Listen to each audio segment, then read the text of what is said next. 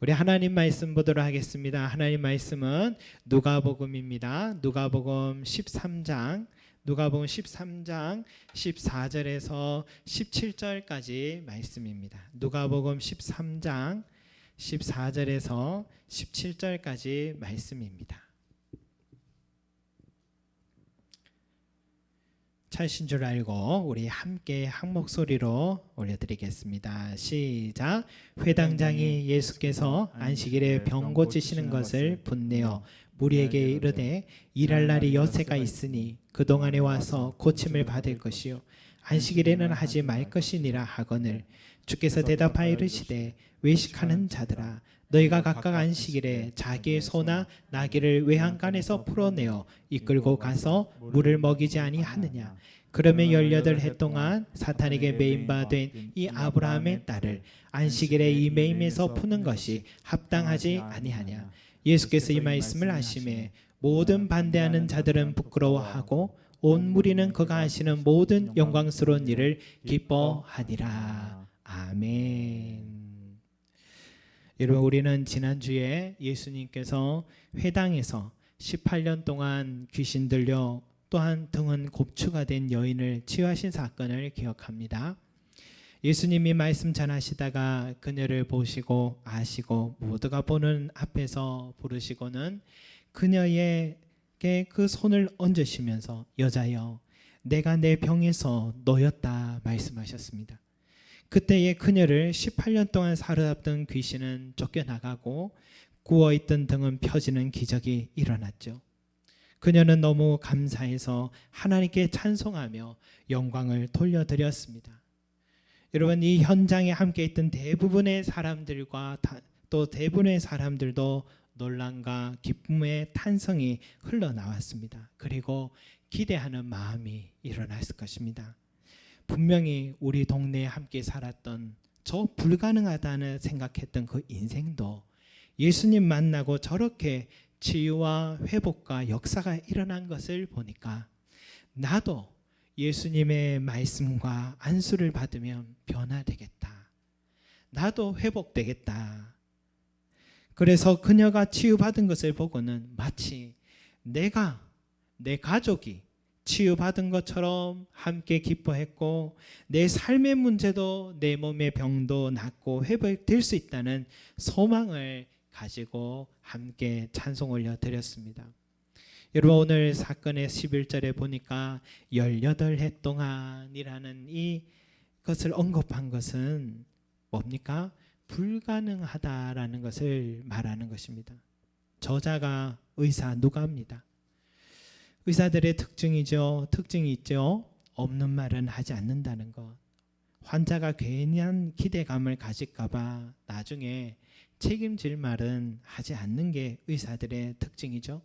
현실 가능한 말만 하는 특성이 있습니다. 그런 의사 누가가 18년 동안이라는 것을 강조한 것은 의사인 자신이 봐도 이건 불가능한 이야기다라는 뜻입니다. 그런데 그 불가능한 현실도 예수님의 말씀은 가능케 한다는 것을 말하고 싶었던 것입니다. 이것을 기록한 이유는 회당의 현장에 있던 사람들이 기쁨과 기대하는 마음을 가졌던 것처럼 오늘 이 말씀 앞에 선 우리도 소망을 가지라는 것입니다. 나도 할 수 있다. 나도 불가능하다 여기며 포기한 그 일도 우리 예수님의 말씀 앞에서는 회복의 길이 있다. 18년 동안 알았으니 회복하는 데도 긴 시간이 필요하다가 아니라 주님의 말씀 앞에서는 즉시 나을 수 있다. 그게 하나님의 아들이신 예수님의 능력이다라는 것을 우리에게 전하고 싶었던 것입니다. 여러분, 이 시간 누가의 말에 꼭 귀를 기울이시기 바랍니다. 예수님의 능력을 믿으시기 바랍니다. 예수님의 말씀이 나를 위한 말씀임을 믿으시길 바랍니다. 주님은 그녀의 전 삶을 알고 계셨듯 저와 여러분이 여러 날 밤을 뒤척이며 아파한 그 어려움을 알고 계십니다. 아니, 나도 무엇이 나를 얽어매고 있는지 몰라 방황할 때 내 마음과 내 삶을 얽어매고 있는 그 문제의 핵심을 정확하고 하게 알고 계십니다.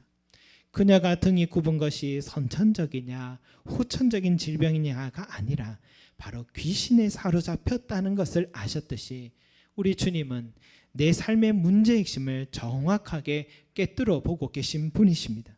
그리고 그것을 치유하시고 회복시킬 능력이 있는 분이십니다. 그런데 왜 나에겐 이러한 능력이 체험되지 못하는 것인가? 한 찬송가에 이런 노래가 있지요. 주께 고함 없는 고로 복을 얻지 못하네 사람들이 어찌하여 아랠 줄을 모를까. 여러분, 우리가 복을 받지 못하는 것은 주님 앞으로 나오지 못함 때문입니다. 주님 앞에서 고하지 않았기 때문인 것입니다. 주님의 능력이 모자라서가 아니라 우리가 주님을 믿지 못함 때문이었던 것입니다. 여러분, 2년간 온 세상이 시계반을 멈추듯이 지금 멈춰 있었죠. 그로 인해서 내 삶에도 우리 가정에도 잃게 된 손실도 참 많이 있었습니다. 그러나 18년 동안 귀신에 들려 등이 구운 상태로 살아온 그 여인이 이런 것은 우리가 상상도 할 수 없는 시간이었고 상처였고 고통이었을 것입니다. 그럼에도 불구하고 그녀가 주님 앞으로 나왔을 때에 이전의 모든 삶을 다시 그것도 즉시 회복시켜 주셨듯이 저와 여러분의 삶에도 잃어버린 시간과 삶의 손실이 있다 할지라도 주께 나와 구한다면, 주님을 의지하고 맡긴다면 우리 주님은 전과 같이 우리의 삶을 회복시켜 주실 줄 믿습니다. 이 믿음으로 주님과 아름다운 관계를 우리가 다시 회복하시는 저와 여러분 되시기를 소망합니다. 그런데요, 이런 상황 속에서도 등이 아니라 마음이 구워 있는 사람이 있었습니다. 한 동네에 살던 고통받던 인생이 회복되었는데 함께 기뻐하기는커녕 콧방귀를 끼며 삐뚤어진 눈으로 바라보는 사람이 있었어요. 바로 회당장입니다. 여러분, 회당장이라면 인격도 성경 지식도 사회 지위도 참 다 뛰어난 사람인데 그는 예수님의 치유 사역을 못마땅하게 여깁니다. 이유는 안식일 법을 어겼다는 것입니다. 여러분, 안식일 법은 제정하신 분이 우리 하나님이시죠.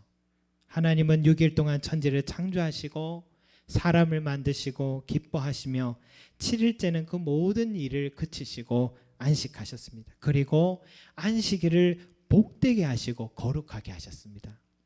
즉 그날만큼은 일을 멈추고 심과 예비를 드림으로써 하나님께 복을 받는 날로 정하신 것입니다.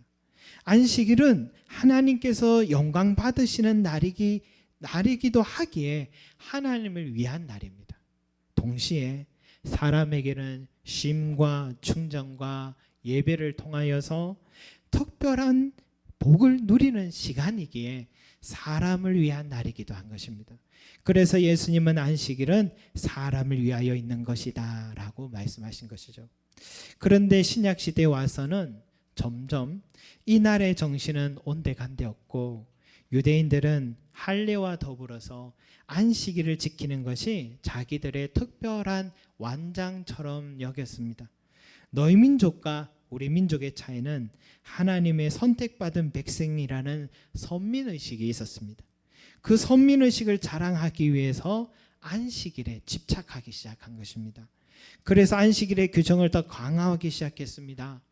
안식일에는 안식일 길이라는 의미가 있었는데 안식일 길이 뭐냐? 자기 거주지 밖에 나갈 수 있는 거리가 1km 밖으로 나갈 수가 없었습니다. 안식일에는 이삭을 자르는 것도 또한 수확 작업으로 여겼습니다. 그래서 예수님의 제자들이 밀밭을 지나서 가다 배가 고파 밀이삭을 좀 잘라 먹었더니 그걸 바리새인들이 바로 지적한 것이죠. 또 안식일에는 생명이 위태로울 때만 치료 행위를 할 수 있었는데 그런데 18년 동안 등이 구워 있는 사람은 생명이 위태로운 것이 아니다라고 생각한 것입니다. 계속 그렇게 살아왔는 병이라고 한 것이죠. 그래서 회당장은 예수님이 안식일 법을 어겼다고 분을 낸 것입니다. 여러분, 주님은 그 회당장의 분내는 모습을 보시고 이렇게 말씀하시죠. 15절 16절 우리 같이 한번 읽어보겠습니다. 시작. 주께서 대답하여 이르시되 외식하는 자들아 너희가 각각 안식일에 자기의 소나 나귀를 외양가에서 풀어내어 이끌고 가서 물을 먹이지 아니하느냐. 그러며 18해 동안 사탄에게 매임받은 이 아브라함의 딸을 안식일에 이 매임에서 푸는 것이 합당하지 아니하냐라고 하셨습니다.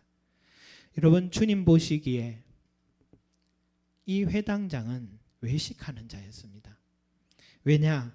안식일에는 자기도 자기 소나 나귀를 끌고 물이 나오는 곳까지 데려가서 물을 먹이는 것을 버젓이 행하면서도 다른 사람에게는 안식일 법을 들이대면서 판단하고 있기 때문입니다. 하나님께서 율법 주신 이유는 참된 자유를 주시기 위함이었습니다. 그런데 그 법으로 자신은 자유를 누리면서 다른 사람에게는 얽어매는 데 사용하는 것입니다. 그래서 외식하는 자라고 하셨습니다. 또 외식하는 자라고 하신 이유는 안식일의 본 정신인 사람을 위하는 마음, 즉 인간성이라고는 전혀 없고 마음이 돌덩이처럼 굳어서 내 형제 자매가 고통 속에서 벗어난 것을 기뻐하지 못하는 저 비인간성을 향해서 지적하신 것입니다. 회당장은 등이 구운 것보다 더 무서운 그 마음이 구워있는 병든 사람이었다라는 것이죠. 그러나 주님께서 회당장을 여러분 마냥 많은 사람들 앞에서 지적하기 위해서 이렇게 말씀하신 것은 아니라 생각합니다. 회당장의 왜곡된 신앙, 삐뚤어진 마음, 자기만 알고 형제의 아픔에 헤아리지 못하는 이 굳은 마음, 이 이기적인 마음을 갖게 된 것을 그걸 보고 저 사람은 몹쓸 사람이야, 희망도 없는 사람이 여기며 지적한 것은 아니라고 생각합니다. 그럴 것 같다면 외식하는 자야라고 하셨어야 되는데 외식하는 자들아라고 하며 복수로 사용하신 것이죠. 회당장 한 사람만이 아니라 같은 생각을 하고 있는 모두에게 또 얘기하신 것 같습니다.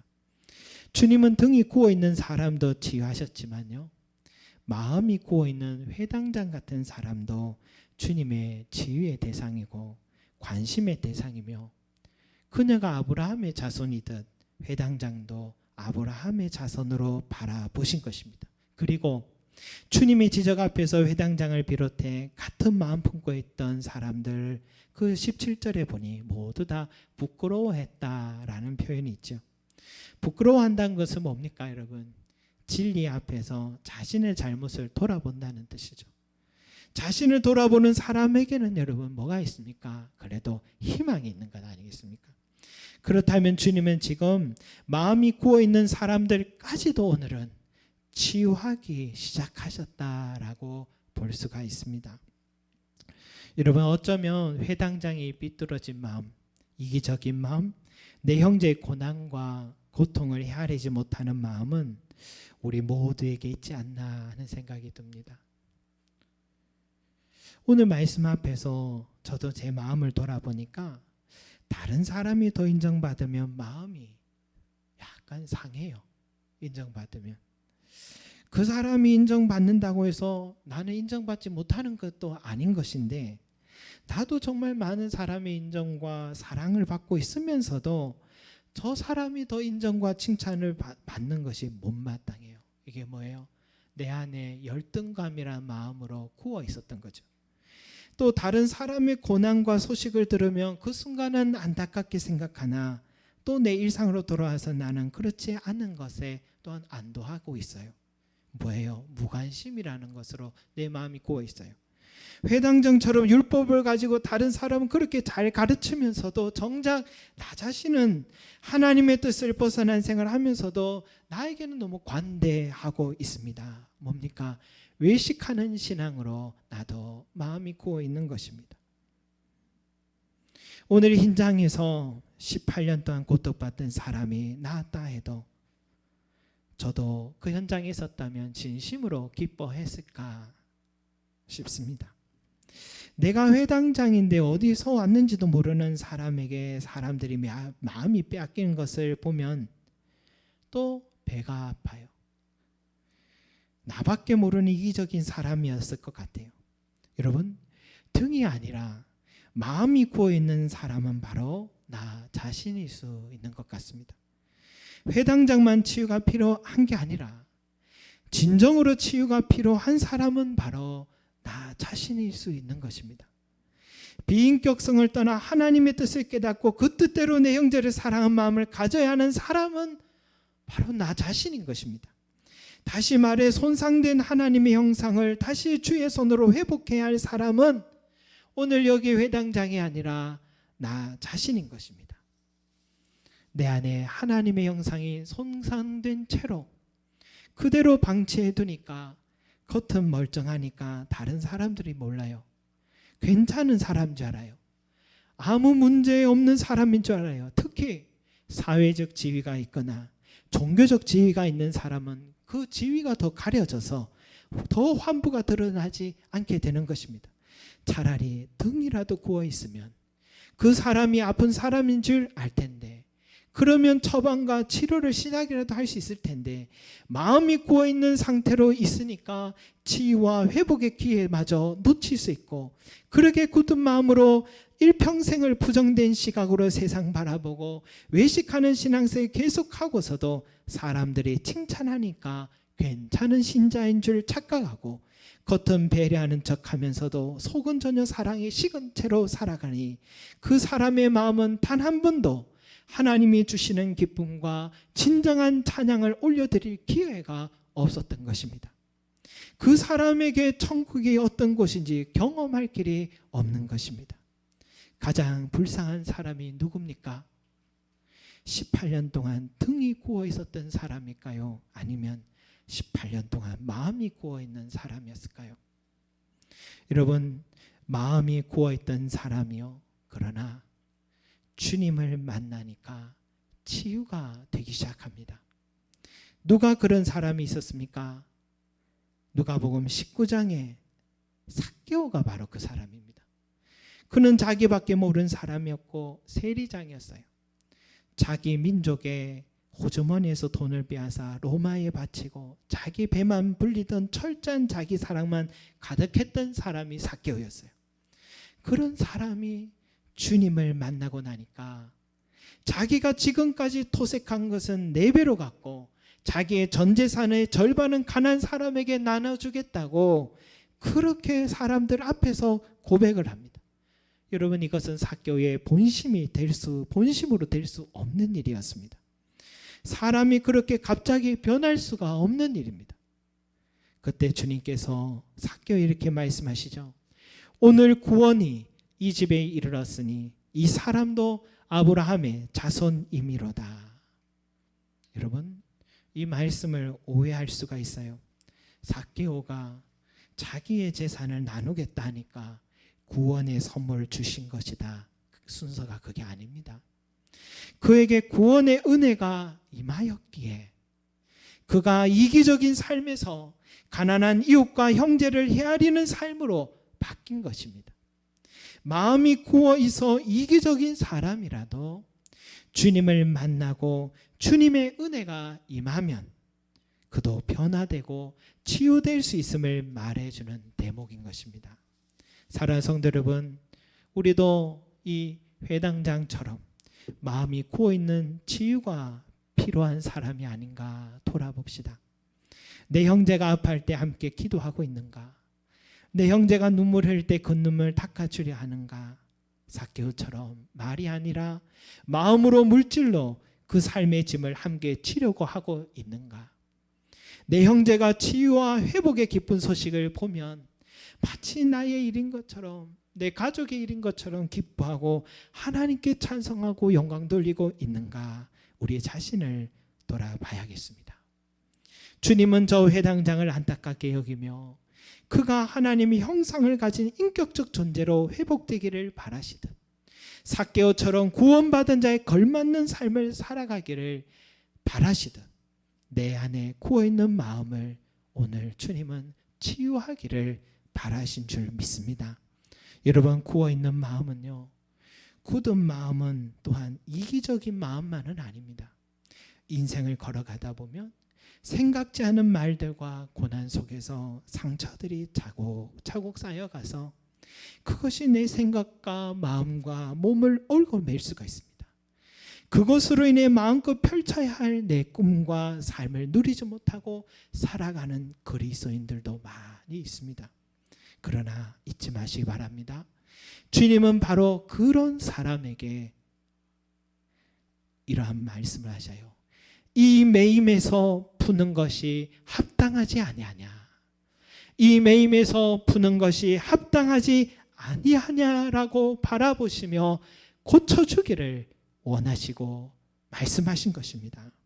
여러분, 주님의 그 사랑 앞으로 나와서 주님께서 상한 마음에 우리가 내어드리고 주님의 그 은혜를 구하시길 바랍니다. 주님의 말씀 앞으로 나 자신을 또한 돌아보면서 주여, 나에게 굳은 마음을 제하여 주시고 부드러운 마음을 부어 주시옵소서. 내 안에 하나님의 형상을 회복시켜 주옵소서. 마음이 상한 자를 고쳐주시는 주여, 오늘 이 시간 성령을 부어 주셔서 내 마음을 자유케 하여 주시옵소서 하며 은혜 구하시며 주여 나를 구원하여 달라며 나아가시는 저와 여러분들이 되시기를 간절히 소망합니다. 기도드리겠습니다. 사랑과 은혜가 많으신 우리 아버지 하나님, 우리는 18년 동안 등이 구워있는 이 여인을 안타까워했지만 마음이 구워있는 것을, 그 병이 더 심각한 병이며 그 사람은 구원받을 기회조차도 놓치고 있다는 사실을 모른 채 살아갔던 그 회당장처럼 주여, 우리 자신도 마음이 구워있는 사람이 아니었는지, 우리도 마음이 상한 채로 그대로 살아가고 있었던 건 괜찮은 줄로 알고 살아가고 있었던 건 아닌지 오늘 이 시간 돌아보게 하여 주시옵소서. 이 매임에서 푸는 것이 합당하지 아니하냐라는 그 말씀이 주여 오늘 우리에게 적용되게 하여 주셔서 내 삶을 자유케 하여 주시고 내 삶을 또한 풀어주기를 원하시며 회복시켜 주시기를 원하시는 우리 주님 앞에 우리가 담대히 나아가서 우리의 상한 마음을 맡기게 하시고 우리의 상한 육체를 맡기게 하시고 무너진 내 삶을 주님께 맡기게 하여 주셔서 그 매임에서 풀어주시는 주님의 놀라운 역사를 우리가 체험하는 자들이 될 수 있도록 우리 송림제자교회 모든 성도들을 축복하여 주시옵소서. 감사드리며 예수 그리스도 이름으로 기도드립니다. 아멘.